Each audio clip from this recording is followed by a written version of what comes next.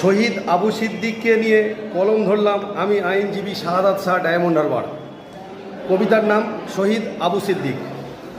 মথুরাপুর ব্লকের ছোট্ট একটি গ্রাম, বাস করে সে তা গুটি কয়েক প্রাণ।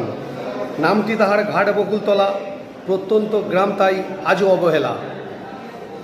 অঞ্চল হলো আবাদ ভগবানপুর, ঢোলা থানা থেকে অনেক দূর।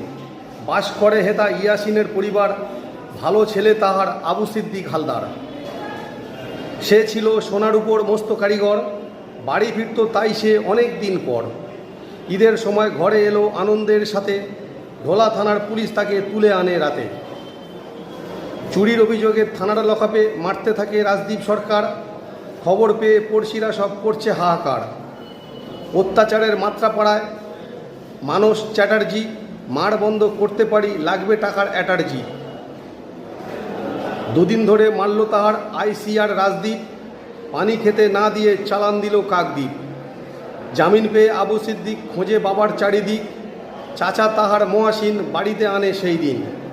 বাড়ি ফিরে আবু সিদ্দিক লুটিয়ে পড়ে উঠানে, কোথা কোথা মেরেছে পুলিশ বলিল সে চাচার কানে। খবর পেয়ে পড়শিরা সব ছুটে এলো যখনই, জ্ঞান হারিয়ে আবু সিদ্দিক মাটিতে পড়ে যায় তখনই। হাসপাতাল থেকে হাসপাতাল পাড়ি দিয়ে কলকাতা, স্বস্তিক নার্সিংহোম চাচা খুঁজে পেল সেথা। অবশেষে মৃত্যু যন্ত্রণায় নিতর হয় দেহ, শহীদের খাতায় তোমার ইতিহাস লেখা আছে যেন। নমস্কার।